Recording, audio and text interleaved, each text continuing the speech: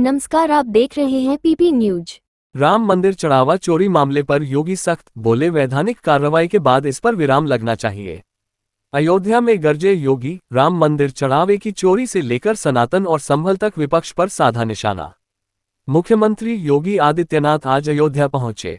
रामकथा park helipad पर आगमन के बाद उन्होंने हनुमानगढ़ी में दर्शन पूजन किया और श्रीराम जन्मभूमि मंदिर में प्रभु श्रीराम के दर्शन किए। करीब 3 घंटे के दौरे के दौरान मुख्यमंत्री पूज्य रामचंद्र दास परमहंस जी महाराज की 23वीं पुण्यतिथि पर दिगंबर अखाड़ा में आयोजित श्रद्धांजलि कार्यक्रम में शामिल हुए। मुख्यमंत्री योगी आदित्यनाथ ने राम मंदिर चंदा चढ़ना के प्रकरण को लेकर स्पष्ट शब्दों में कहा कि जब वैधानिक कार्यवाही हो गई तो इस पर विराम लगना चाहिए, किंतु धर्म विरोधी कहां रुकने वाले हैं। उन्होंने विपक्ष पर निशाना साधते हुए कहा कि विपक्ष सनातन धर्म को देश ही नहीं संपूर्ण विश्व में अपमानित कर रहा है और इससे स्वतंत्रता के संपूर्ण संभावनाएं प्रभावित होगी। उन्होंने कहा कि हम भी रुकने वाले नहीं हैं। विपक्ष जिस तरह के कदम उठाएगी उसे उसी भाषा में जवाब दिया जाएगा। गौमाता के मुद्दे पर योगी ने मुस्लिम मौलवियों का जिक्र किया। उन्होंने कहा कि कुछ मौलवी गाय को राष्ट्रीय पशु घोषित करने का ज्ञापन लेकर आए थे। योगी ने कहा कि गाय सनातन धर्म और भारत की धरोहर है। हिंदुओं को गौमाता की पूजा किसी से सीखने की जरूरत नहीं। उन्होंने कहा कि अपने समाज में गौ तस्करी और गोहत्या बंद कराने की पहल करनी चाहिए। योगी ने बताया कि प्रदेश में करीब 16 लाख गायों के संरक्षण के लिए गौशालाओं के माध्यम से काम किया जा रहा है। श्रीराम जन्मभूमि में चढ़ावे की चोरी के मामले पर योगी ने विपक्ष पर तीखा हमला बोला। उन्होंने कहा कि ट्रस्ट की सिफारिश पर एसआईटी गठित हुई और जांच के आधार पर कार्रवाई जारी है। योगी ने कहा कि दूध का दूध, पानी का पानी होना चाहिए और सरकार ट्रस्ट दोषियों के खिलाफ कार्रवाई के लिए कृतसंकल्पित है। उन्होंने आरोप लगाया कि जो लोग कभी राम जन्मभूमि आंदोलन के विरोध में थे, राम भक्तों पर गोली चलाने वालों के साथ थे और राम मंदिर के खिलाफ मुकदमों में पैरवी करते थे, वही आज राम राम जपते हुए कालनेमी बनकर लोगों को बहकाने का प्रयास कर रहे हैं। उन्होंने ऐसे लोगों को पहचानने और सतर्क रहने की अपील की। राम जन्मभूमि आंदोलन को लेकर मुख्यमंत्री ने कहा कि परमहंस जी महाराज का पूरा जीवन प्रभु श्रीराम के भव्य मंदिर निर्माण के लिए समर्पित था। उन्होंने कहा कि 1949 से अंतिम समय तक आंदोलन के हर महत्वपूर्ण चरण में उनकी प्रत्यक्ष भागीदारी रही। योगी ने कहा कि संतों ने किसी स्वार्थ के लिए नहीं, बल्कि रामलला के भव्य मंदिर निर्माण और गुलामी के ढांचे को हटाने के संकल्प के साथ संघर्ष किया। संभल का जिक्र करते हुए योगी ने हिंदू समाज की एकता पर जोर दिया। उन्होंने हरिहर मंदिर और प्राचीन तीर्थों का उल्लेख करते हुए कहा कि न्यायालय के आदेश पर सवे के दौरान वहां उपद्रव हुआ और पुलिस को निशाना बनाया गया। योगी ने दावा किया कि सरकार ने संभल में करीब 10,000 एकड़ भूमि से कब्जे हटवाए हैं, जिसका आवंटन गरीब, दलित और कमजोर वर्ग के लोगों को किया जा रहा है। उन्होंने संभल में जिला मुख्यालय के निर्माण की बात भी कही। 1947 के विभाजन का उल्लेख करते हुए योगी ने कहा कि उस समय सिर्फ हिंदू और सिख ही नहीं कटे, बल्कि भारत भी कटा था। उन्होंने कहा कि देश के पास बल, बुद्धि और वैभव की कमी नहीं थी, कमी थी तो एकता की। योगी ने कहा, हम बंटे थे, इसलिए कटे थे। उन्होंने समाज से इतिहास की गलतियों से सीख लेने और एक दिशा, एक स्वर में एकजुट होकर आगे बढ़ने का आह्वान किया।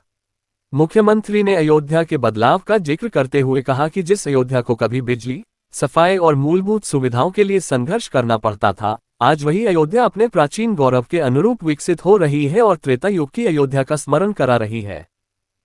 था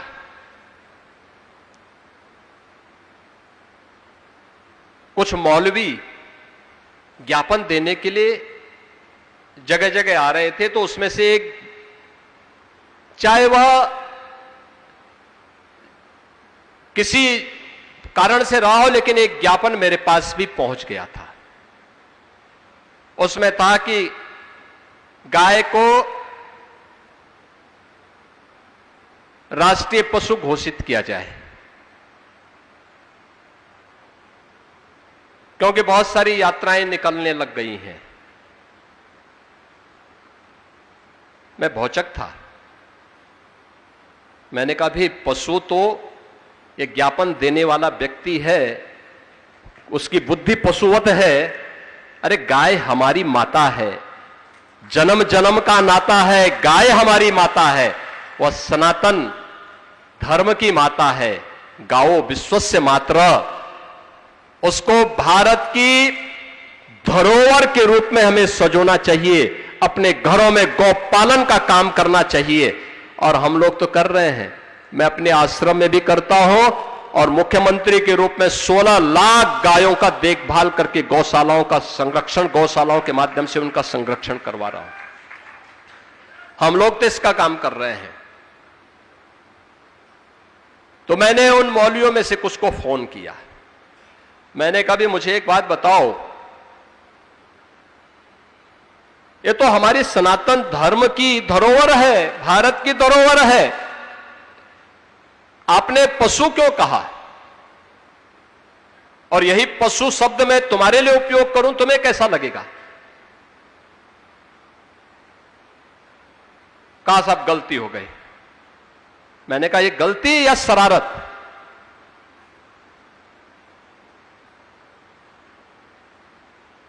और ये शरारत बार बार क्यों? और ये तुम सिखाओगे हम हिंदुओं को कि गौ माता की पूजा कैसे करनी है? अरे हमारा तो कोई संस्कार गौ माता के बगैर होता ही नहीं है। हमारे यहां हर हिंदू का संस्कार है कि पहला ग्रास गौ माता का होता है और अंतिम श्वान का होता है। चींटी भी निकल जाए तो उसको झाड़ू से नहीं, चीनी और आटा डाल करके उसको भी, उसके सामने भी उसका हार अर्पित किया जाता है, क्योंकि उसका भी अधिकार है। तो मैंने कहा तुम सिखाओगे हमें इसके बारे में, कैसे होना है पूजा, और उसको हम किस रूप में पूजें? ये उपदेश अपने कौम के अंदर देते, गौ तस्करी और गौ हत्या करना बंद कर देते, तो कम से कम हमारी जो पुलिस वहां लगी है उसको हम कुछ दूसरी जगह लगा देते। बहनों और भाइयों, ये भ्रम की स्थिति पैदा करने की जो दुरभिसंधि चल रही है, इससे सतर्कता और सावधानी बरतने की आवश्यकता है।